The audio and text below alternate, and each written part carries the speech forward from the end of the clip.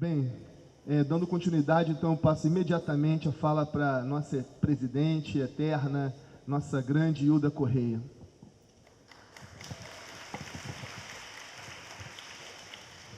Eu acho que é uma noite de emoções, né? E ouvindo a Marinês e o canto, a gente fica mais emocionada ainda, né?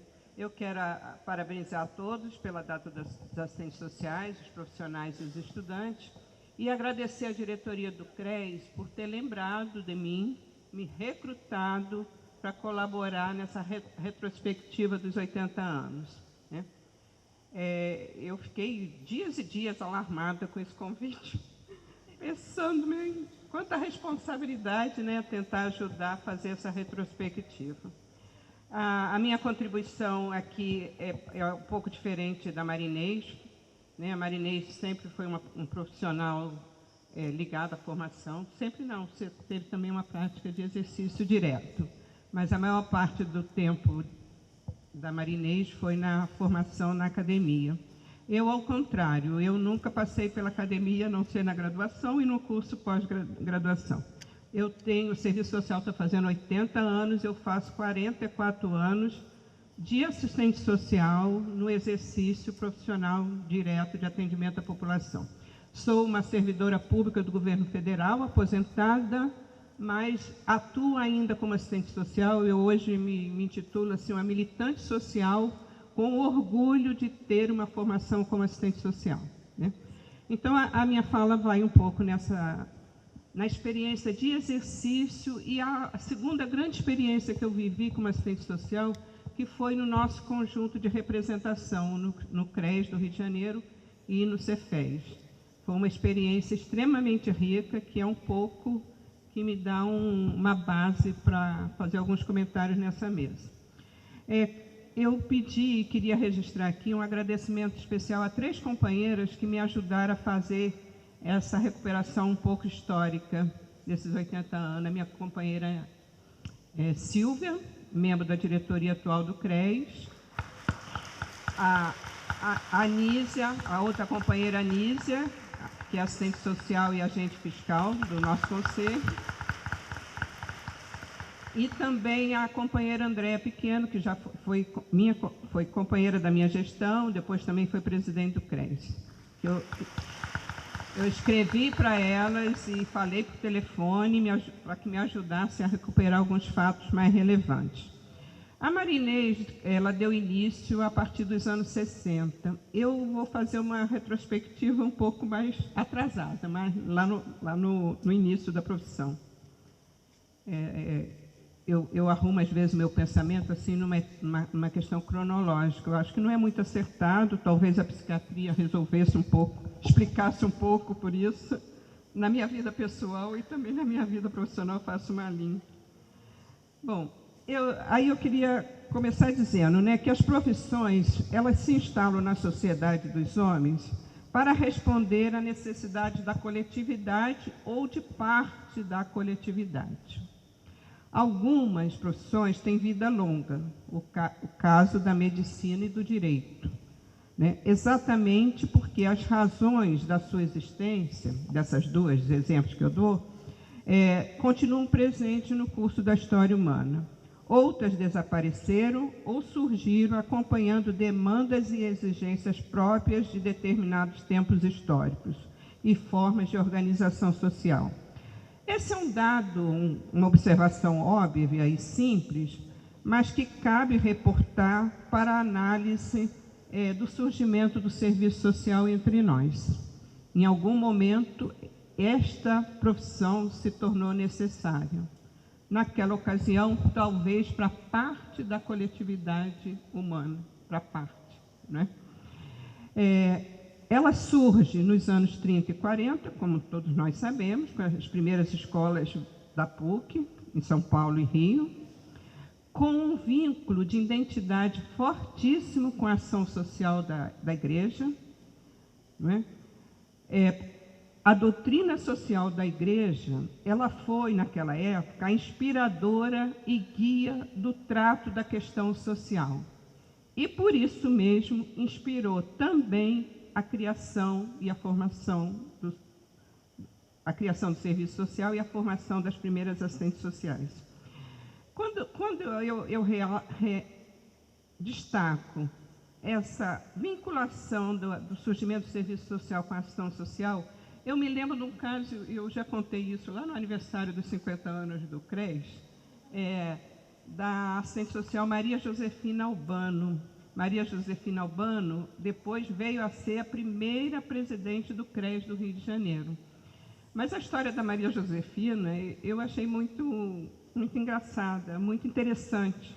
O que acontecia na época? As escolas da PUC estavam instituídas, a do Rio de Janeiro, e tinha um religioso, um padre religioso, que visitava com frequência uma determinada família para tomar o chá da tarde. E nessa visita, ao tomar o chá da tarde, ele diz para a chefe da família: senhora, a senhora tem alguma filha sobrando? Né? Ela fica muito curiosa com aquela pergunta, sobrando por quê? E aí ele explica, acabamos de instalar uma faculdade na PUC do Rio de Janeiro, estamos recrutando moças de boa formação, de famílias fortalecidas, de boa formação, que queiram estudar serviço social. E aí a mãe chama a Josefina, que estava no quarto, ela se apresenta, ele faz o convite e ela entra na escola de serviço social. Eu não sei dizer, não li a respeito, se a Maria Josefina foi uma profissional bastante conservadora, mas algumas notícias que eu tenho é que ela foi extremamente rebelde para aquele momento. Eu não sei se o tal religioso se arrependeu do convite. Aí, quando eu falava isso lá na festa do CRES, um companheiro nosso também já idoso, ele me procurou depois da mesa: minha senhora, ô Hilda, quem visitou a família foi o cardeal. Quem visitou a família e fez o convite foi exatamente o cardeal. Quer dizer, é um exemplo bem concreto de como nós fomos criados com essa vinculação com a Igreja, com a ação social da Igreja Católica. Eu também queria reportar a identidade que essa profissão teve desde o seu início com a assistência social, que na época alguns espaços de serviços de assistência social se instalaram e absorveram os primeiros profissionais que se graduaram no Brasil. Um deles eu me lembro bem, citei aqui no meu registro, que é a LBA, principal órgão de prestação de serviços de assistência social aos pobres desse país. Criada em 1942, dirigida pela primeira-dama, pela Alzira Vargas. Essa instituição absorveu um número muito grande de profissionais. E no caso do Rio de Janeiro, a Fundação União 13. A LBA foi extinta um pouco depois da LOAS, tinha que ser extinta mesmo, e foi oportunamente. E a Fundação União 13, que se instituiu em 1946, para cuidar das populações pobres que moravam nas favelas, para evitar que elas se revoltassem com a situação de vida, que elas criassem problemas, era essa a intenção. E essa instituição ainda existe até hoje, gente. Ela foi criada em 1946, uma instituição caduca, muito caduca, porque ela não tem nenhum serviço efetivo em realização nesses últimos anos. Uma outra instituição nacional de grande peso que teve instalado o serviço social nos seus primórdios foi a Previdência Social.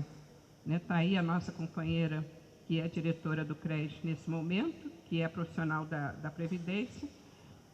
Mas o serviço social na Previdência se implementa em 1944, numa intenção de humanização da máquina pública, para romper com o peso burocrático dessa instituição. Por longo tempo, nessa instituição, o serviço social lidou com questões de ordem psicossocial com vista ao bem-estar social. Mais adiante, aí já em consonância com o projeto ético-político do serviço social, o serviço social da Previdência Social também vai fazer a sua grande transformação, vai dar um grande salto, e vai construir uma prática de intervenção coadunada com o projeto Ético Político Profissional. Bom, para acelerar aqui um pouco esse período dos 30 e 40, a gente vai ter... A profissão era tão importante naquela época que rapidamente ela foi regulamentada, né? As primeiras faculdades, nos anos que nós sabemos, em 53 ela já estava sendo regulamentada a nível nacional, né? A primeira regulamentação em 57, era presidente o Juscelino Kubitschek, e a regulamentação da lei acontece em 62, assinada por Tancredo Neves e Franco Montoro. Em maio de 62, cria-se os CRAs e o Conselho Federal, né, como órgãos de representação da profissão, de defesa do exercício, naquela época com um papel muito cartorial, né? Porque os conselhos se instalam para desempenhar um papel que é do Estado em defesa dos interesses da coletividade em relação às profissões. E, no nosso caso, esses conselhos se instalam em 1962. Interessante também que nessa retorno ao passado, a gente vai verificar que os assistentes sociais da época já haviam rapidamente organizado seu próprio sindicato, né? Porque quem deu posse à primeira diretoria dos CRAs foi o sindicato, né? No auditório da LBA. A posse aconteceu no auditório da LBA, empossando a Maria Josefina Albano, e quem coordenou a eleição, a primeira eleição, foi o Sindicato de Assistentes Sociais na época. Houve tempo que os conselhos profissionais estavam sob supervisão e controle ministerial, controle do Ministério do Trabalho, vinculação extinta em 1986. E, a partir de então, as entidades de representação adquirem uma natureza de autarquias com autonomia administrativa e financeira, inclusive. Bom, a trajetória histórica do serviço social registra a marca do conservadorismo até a década de 60 do século XX. Nos anos 70, há um esforço de modernização, né? Há uma inquietação entre os assistentes sociais naquele momento. E alguns encontros para já rediscutindo a prática profissional. Maria Inês lembrou do movimento de reconceituação, seminário de Araxá, de Teresópolis, ensaios para uma modernização, mas ainda sem alterar a lógica de entender e intervir na sociedade. Uma aproximação com a teoria de Paulo Freire naquela época. E as inquietações da profissão, eu me lembro ainda nos bancos da faculdade, havia uma pergunta que se fazia com frequência: a profissão é ciência ou arte? Lembra disso? Vocês lembram dessa questão? Estava circulava muito entre nós, né? Bom, no final dos anos 70 acontece o Congresso da Virada, que Maria Inês já colocou, em que as circunstâncias históricas em que a sociedade se movimenta na direção da transformação da realidade permitem que a profissão faça também a crítica da realidade e faça mais, faça a crítica do seu próprio papel e da sua prática no cotidiano das instituições. Eu lembrei de falar dos códigos de ética que a profissão teve, né? São 5, 47 e 65, perfeitamente coadunado com o conservadorismo da Gênesis. Em 75 já expressa as inquietações que eu comentava, e os dois últimos códigos, de 86 e 93, que já vão estar firmando o processo de transformação do serviço social brasileiro e a consolidação desse projeto ético político profissional contemporâneo. Também a Maria Inês citou, mas eu vou lembrar de novo, né? A referência, no caso do serviço social brasileiro, do livro Relações Sociais e Serviço Social no Brasil, de Marildo Yamamoto e Raul de Carvalho, em 82, pela construção. Essa publicação foi fundamental para a construção do projeto ético profissional, pois permitiu à categoria entender o país e decidir pela construção de alternativas inovadoras. Bom, nesse processo de mudança de paradigma do serviço social no Brasil, acontece uma nova regulamentação em 93, com a Lei 8662, que é a que nos está guiando agora, um novo Código de Ética já após a revisão do de 86, e no campo da formação, as novas diretrizes curriculares de 96. Esses três documentos, registros, são as normativas legais que expressam o projeto ético-político profissional que visa romper com o conservadorismo e atuar em favor da classe trabalhadora do país. A imagem desse projeto é a seguinte: um exercício profissional comprometido com os direitos universais. São seus princípios e valores: justiça social, liberdade como valor central, democracia, que significa socialização da política, mais socialização da riqueza, defesa dos direitos humanos, negação do arbítrio, do autoritarismo e da tutela. Não se trata de um projeto utópico, é possível realizá-lo. Porque ele tem base no real, ele nasce a partir de um olhar crítico da realidade e busca superar as contradições que estão visíveis nessa realidade. É no confronto com este real que se põe um novo horizonte pensado e alvo, objeto de intenção desse nosso projeto contemporâneo. Bom, eu queria também valorizar e destacar que para manter, defender e consolidar um projeto político como esse, adverso à ordem societária, neste momento, em algum momento, a sociedade brasileira viveu movimentos pela sua transformação e o projeto se construiu. Mais perto de nós, o projeto de sociedade hoje, ele é bastante, que tem força na sociedade brasileira, é bastante adverso ao projeto ético-político profissional. Então, nós estamos vivendo um momento de defesa desse projeto, remar contra a maré, como às vezes diz a nossa professora Elaine Berg, remar contra a maré.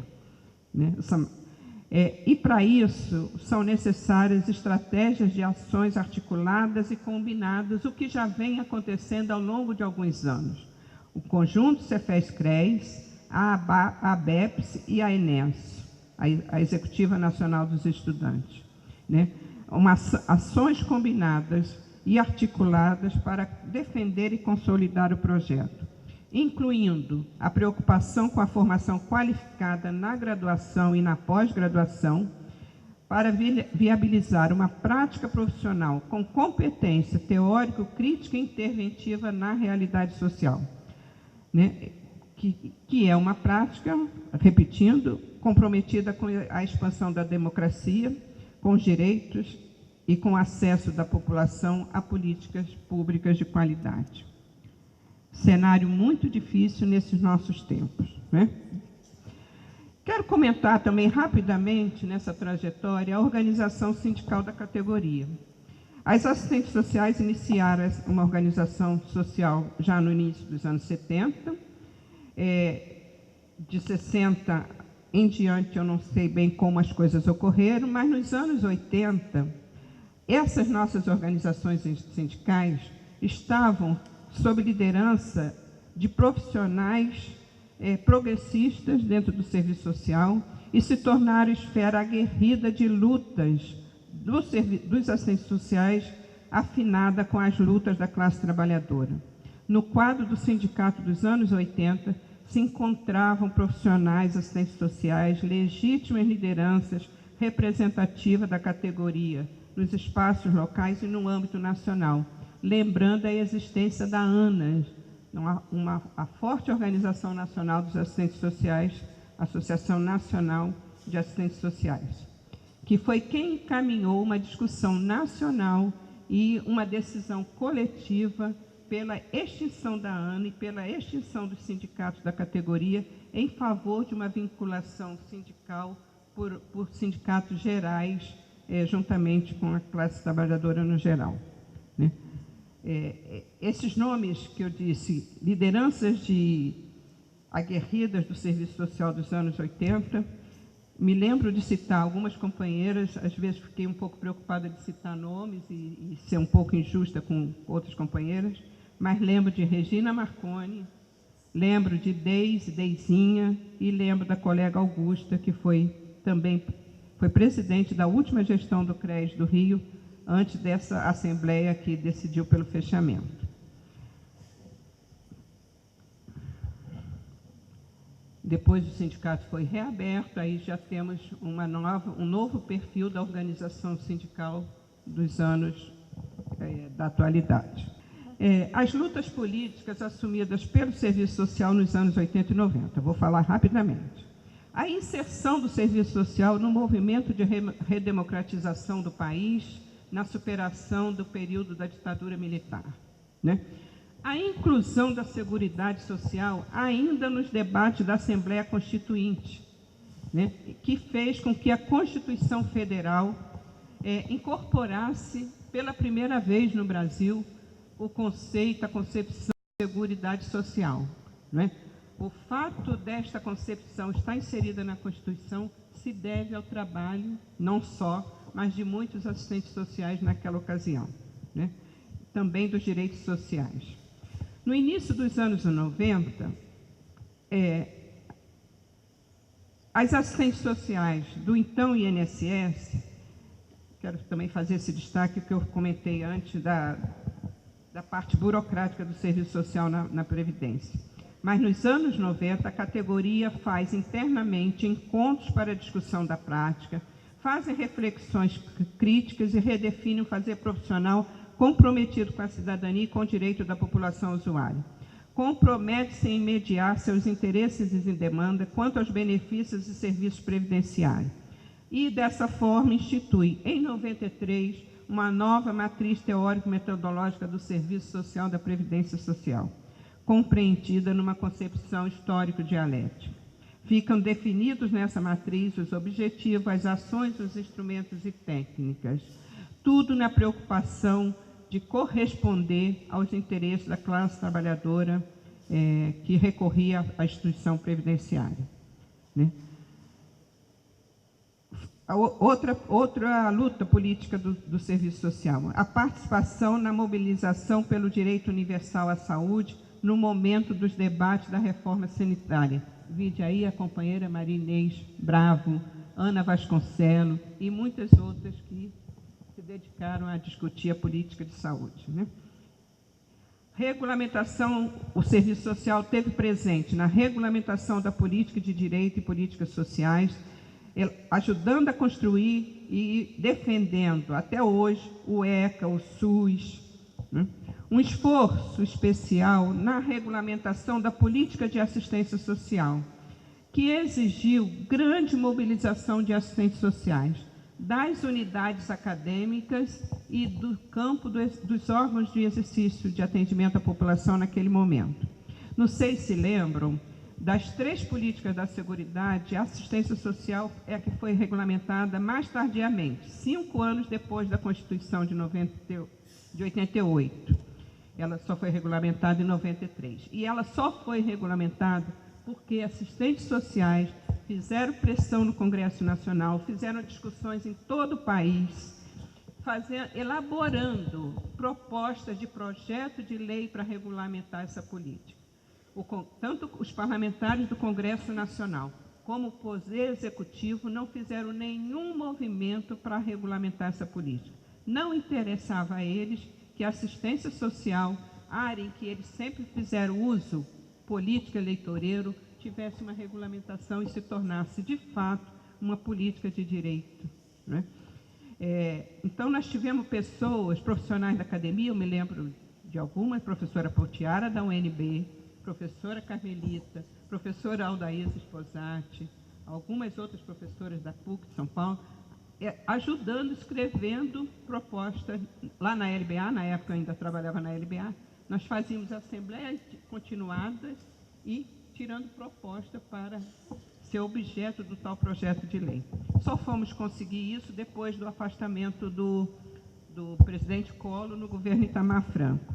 Então, esta luta pela regulamentação da assistência, ela não pode ser esquecida, e é um campo, foi na origem com um outro perfil, e é hoje em dia uma política de grande presença de assistentes sociais, não é? No esforço hoje de superar a subalternidade de quem usa a política de assistência social e assegurar direitos. Participação, eu estou indo item por item, participação na mobilização por amplas mudanças no âmbito da saúde mental, presença dos assistentes sociais nos espaços de controle social para a defesa dos interesses coletivos e da esfera pública. Que espaços são esses? Lembrando, conselhos de direitos, conselhos de políticas, fóruns e as conferências temáticas periódicas. Podemos levantar o número de assistentes sociais presentes nesses espaços, nos estados e nos encontros nacionais, nos conselhos nacionais, sempre foi de grande relevância e muito significativo, né? Importante colocar, então, que para além de uma luta corporativa do conjunto Cefes-CRES, né, nós temos assumido as lutas e reivindicações de interesse da sociedade como um todo. Eu quero falar um pouco mais sobre o conjunto Cefes-CRES em função das experiências que eu vivenciei e diferente do espaço de formação, como a Maria Inês colocou. O conjunto Cefes-CRES, antes Cefas e CRAS, né, o conjunto é uma sustentação para a defesa da profissão, do exercício profissional e do projeto ético que temos contemporâneo, né? O conjunto, ele supera em muito a prática que lhe cabe de natureza corporativista e disciplinadora do exercício, de acatar a inscrição dos novos profissionais quando deixam a academia para iniciar o exercício profissional e fiscalizar se essa prática está coadunada com as competências e atribuições ditas lá na lei de regulamentação e com os preceitos do código, não é? O conjunto, ele cria de forma coletiva diversas alternativas de colaborar no exercício qualificado, defender condições técnicas e políticas para um bom exercício profissional, para um bom atendimento aos usuários dos serviços e para consolidar o projeto, como eu venho falando, né? Na década de 80, só um destaque, que esse conjunto organiza o serviço de fiscalização, profissionaliza suas ações, faz a contratação dos primeiros agentes fiscais, unificando os procedimentos de fiscalização. É aprovada no ano 80 a instituição de Comissão de Orientações e Fiscalização da Prática Profissional. O CRES do Rio, ele instala o setor de fiscalização profissional em 1984. Era a gestão da presidente, nossa colega Marilza Medina. Nessa ocasião, o CRES do Rio já tinha suspendido o pagamento do GETON. Não sei se os mais novos lembram, os mais novos conhecem essa prática de GETON.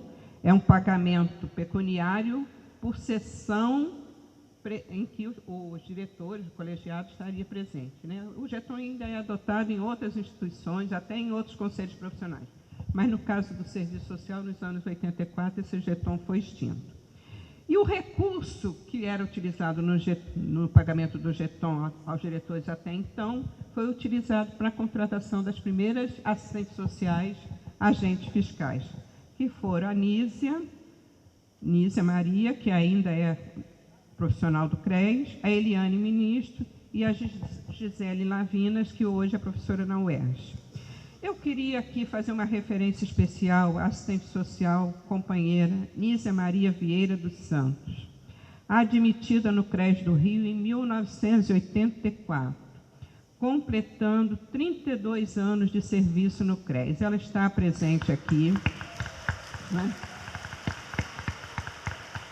Eu acho que essa companheira merece os aplausos da categoria, porque ela tem exercido um papel muito peculiar. Quando as novas gestões chegam ao CRES, muitas das vezes é para a Anísia que a gente sai fazendo um monte de perguntas, né? Eu me lembro quando assumi a primeira gestão do CRES, em 1993, eu ouvia e conversava muito com a Anísia e com uma outra assistente social que agora está afastada, que era a Ângela. Vivia sempre colada nelas. O que é esta aqui? Que casa é esta? Como é que a gente age, né? E a Anísia tem uma larga experiência na defesa do exercício profissional com qualidade. Por isso, nosso respeito a essa companheira. Ocorre, a nível nacional, um primeiro encontro nacional de fiscalização. A Anísia estava lá, em 87. E a Política Nacional de Fiscalização, que está em curso, ela se criou em 1999, depois teve uma requalificação em 2007, e faz aquilo, supera a simples ação cartorial, fiscalizadora e punitiva.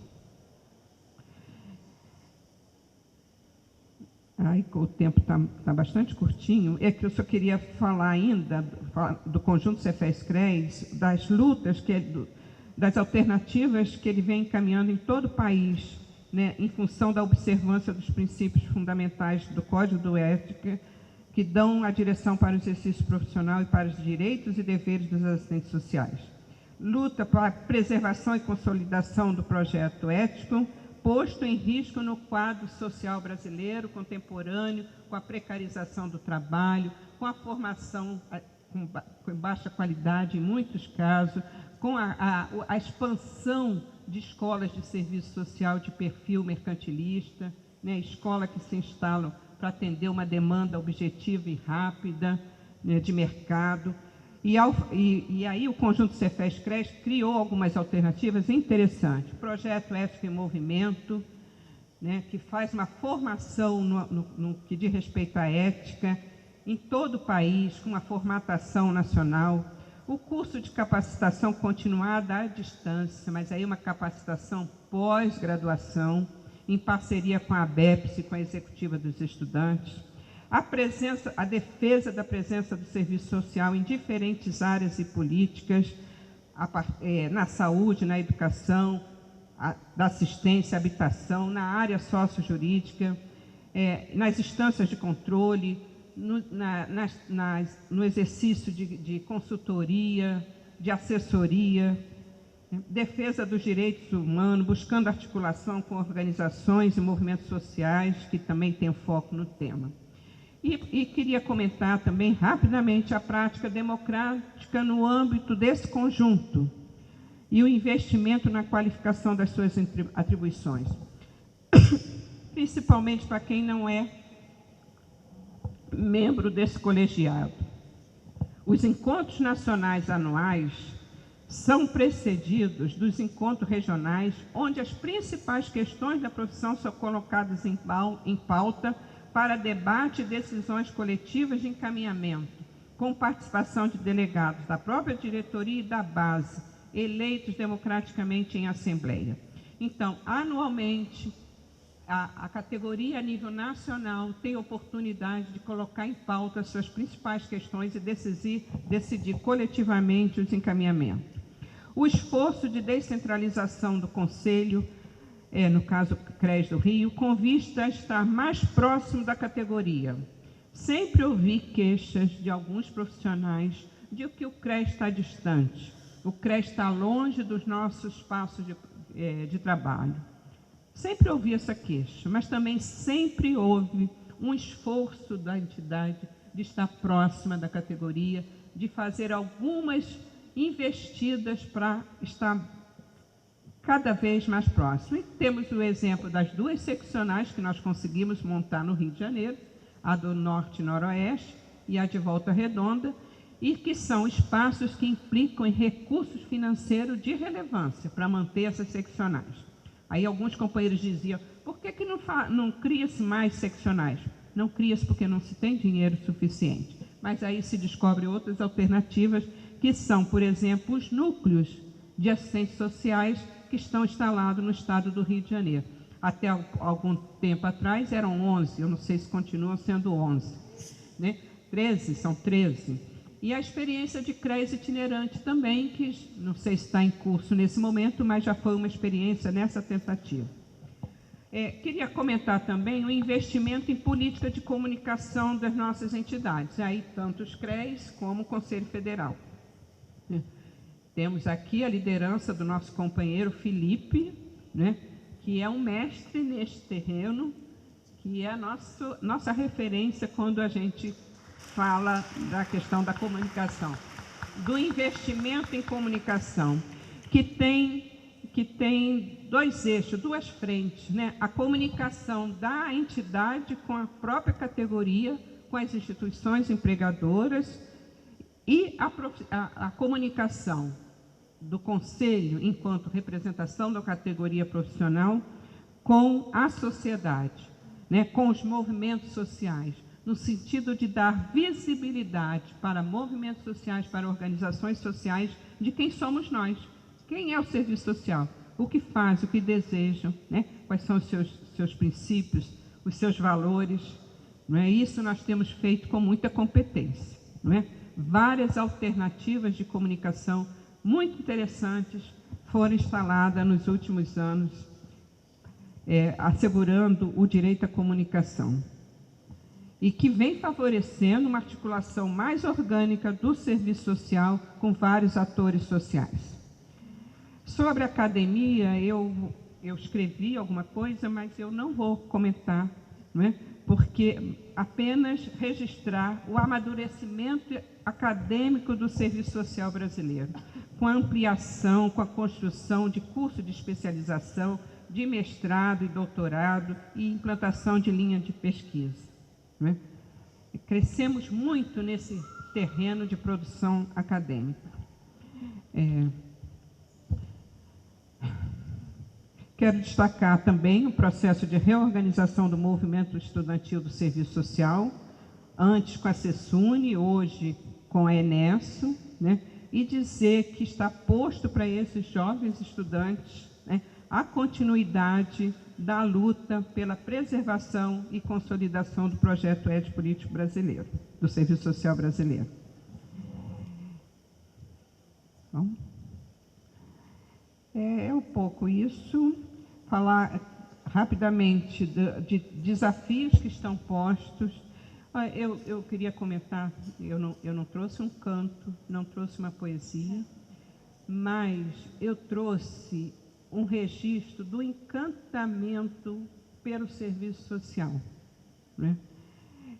Eu acho que neste país hoje, com tantas questões trágicas, tragédia social, tragédia econômica, tragédia política, nós do serviço social no Brasil, nós temos uma história muito bonita de luta coletiva que assegurou conquistas coletivas, não só para a corporação, né, mas principalmente para a população que precisa do serviço social no Brasil.